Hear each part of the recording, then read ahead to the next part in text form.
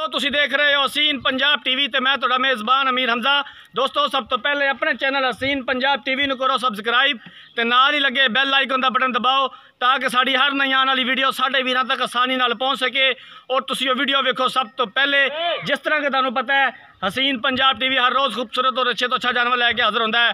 कोशिश करी दिए मकूल कीमत अच्छा जानवर अपने वीरां भरावां नूं लैके दईए। अज जनाब असीं तीजे मझ लैके हाजिर होए हैं। तीसरा सूबा इस मझ ने सोना है। मेरा कैमरामैन तुहानूं मझ दिखांदा है, उस तो बाद मालका कोलों पुछांगे इहदे बारे की डिमांड करते हैं, पिछले सूबे का दुध का की रिकॉर्ड है, हूण सूण च किन्ने दिन लैंदी है। तसल्ली कराओ कैमरामैन साहब, मझ नूं खोल के तो मझ नूं टोरिया जे मझां।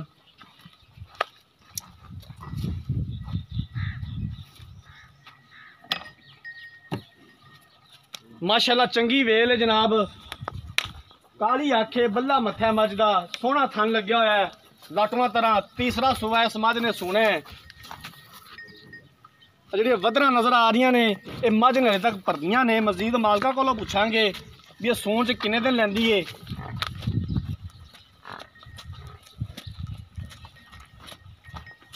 माशाल्लाह चंगी खुली मझ है।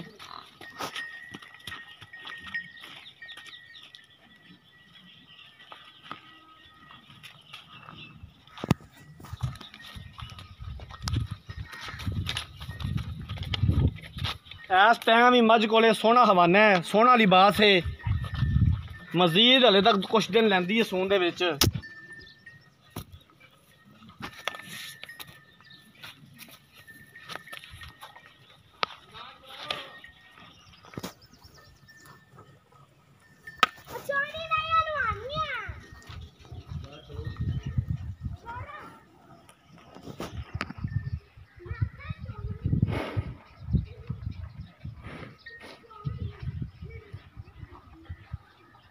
चारों पासों कैमरामैन साहब तसलियां करा दियो मझ दियां, दिखां च कोई कमी पेशी ना रवे।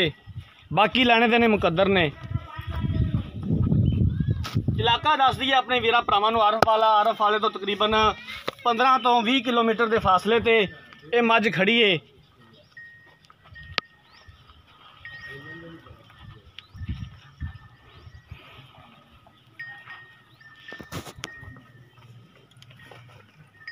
थन बहुत खूबसूरत लग्या होया, लाटवां तरह जनाब मुठ पर थन लग्या होया है। मझ नूं खोल के तो फिर टोर यार एक बारी मझ नूं खोलो।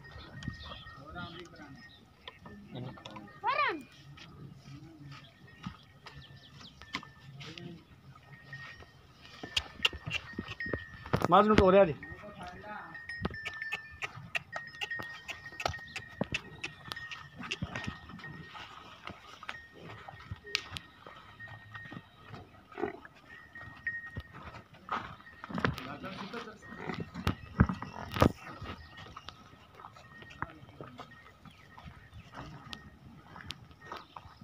ठीक है छोटे ले आ वापस।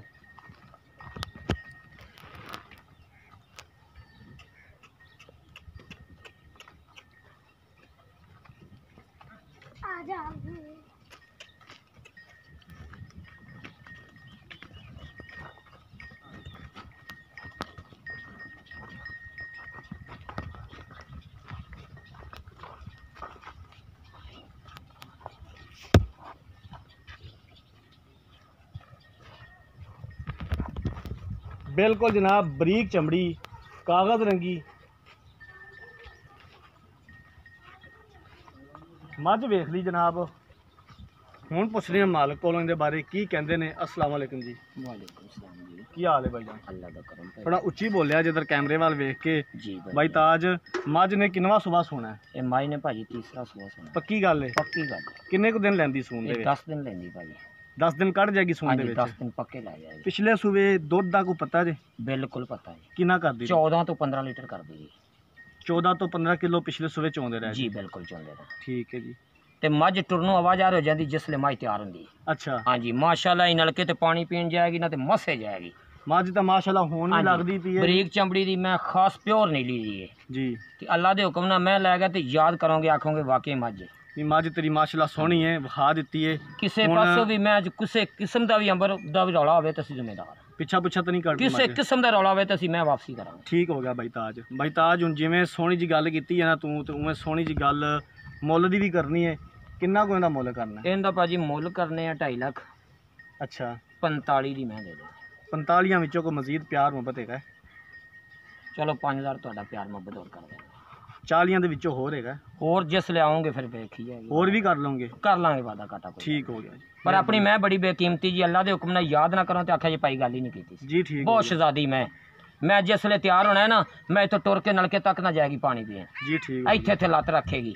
ਨਹੀਂ ਬਾਈ ਤਾਜ, ਮੂੰਹ ਤੇ ਖੁਸ਼ਾਮਦ ਹੋ ਜਾਂਦੀ ਏ। ਮੈਂ ਤੇਰੀ ਜਿਹੜੀ ਪਹਿਲੇ ਜੀ। ਇੱਕ ਮੱਝ ਵੇਚੀ ਸੀ ਇਸੇ ਡੇਰੇ ਤੇ ਤੇਰੀ ਵੀਡੀਓ ਬਣਾਈ ਸੀ ਜੀ ਭਾਈ, ਜਿਹੜਾ ਤੀਸਰਾ ਸੂਬਾ ਨੇ ਸੋਣੀ ਸੀ ਜੀ ਭਾਈ ਜਾਨ, ਬਿਲਕੁਲ ਸੇਮ ਇਹਦੀ ਕਾਪੀ ਸੀ ਉਹ ਮੱਝ। ਜੀ ਉਹ ਬਿਲਕੁਲ ਲਾਹੌਰੋਂ ਸਾਡੇ ਕੋਲ ਭਾਈ ਆਏ ਸਨ, ਇੱਥੋਂ ਖਰੀਦੀ ਸੀ ਉਹਨਾਂ ਨੇ। ਬਿਲਕੁਲ ਜੀ, ਉਹਦੇ 'ਚ ਫਰਕ ਨਹੀਂ ਨਾ ਨਿਕਲਿਆ ਤੇ ਭਾਜੀ ਇਹਦੇ 'ਚ ਵੀ ਫਰਕ ਨਹੀਂ ਨਿਕਲੇਗਾ। ਅੱਲਾ ਦੇ ਹੁਕਮ ਨਾਲ ਬੰਦੇ ਯਾਦ ਕਰਨ। ਜਿਹੜੀ ਗੱਲ ਤੂੰ ਕੀਤੀ ਸੀ, ਜਿੰਨਾ ਤੋਂ ਤੂੰ ਦੱਸਿਆ ਸੀ, ਜੀ ਉਹ ਬੰਦੇ ਹਲੇ ਤੱਕ ਵੀ ਤੇਰੀ ਤਾਰੀਫ ਕਰਦੇ ਨੇ। ਬਿਲਕੁਲ ਉਹ ਆਂਦੇ ਨੇ ਕਿ ਭਾਈ ਉਹਦੇ ਕੋਲ ਕੋਈ ਡੰਗਰ ਹੋਵੇ ਤਾਂ ਸਾਨੂੰ ਹੁਣ ਦੱਸੀ, ਅਸੀਂ ਫਿਰ ਵੀ ਲੈ ਲਾਂਗੇ। ਜੀ ਭਾਈ, ਤੇ ਹੋ ਸਕਦਾ ਸ਼ਾਇਦ ਇਹ ਮੱਝ ਤੇਰੀ ਉਹ ਬੰਦੇ ਹੀ ਲੈ ਲਵਣ। ਬਿਲਕੁਲ ਜੀ, ਠੀਕ ਹੋ ਗਿਆ ਜਨਾਬ, ਬੜੀ ਮਿਹਰਬਾਨੀ। ਕੋਈ ਬਾਤ। ਲੋ ਜਨਾਬ, ਬਾਈ ਤਾਜ ਦੀਆਂ ਗੱਲਾਂ ਪਤਾ ਸੁਣ ਲੀਆਂ ਨੇ। ਇਸੇ ਡੇਰੇ ਤੇ ਹੀ ਮੈਂ ਤਕਰੀਬਨ 1.5 ਮਹੀਨਾ ਪਹਿਲੇ 2 ਮਹੀਨੇ ਪਹਿਲੇ ਇੱਕ ਮੱਝ ਦੀ ਵੀਡੀਓ ਬਣਾਈ ਸੀ, ਸੇਮ ਇਸੇ ਮੱਝ ਦੀ ਕਾਪੀ ਸੀ, ਬਾਈ ਤਾਜ ਦੀ ਮੱਝ ਸੀ।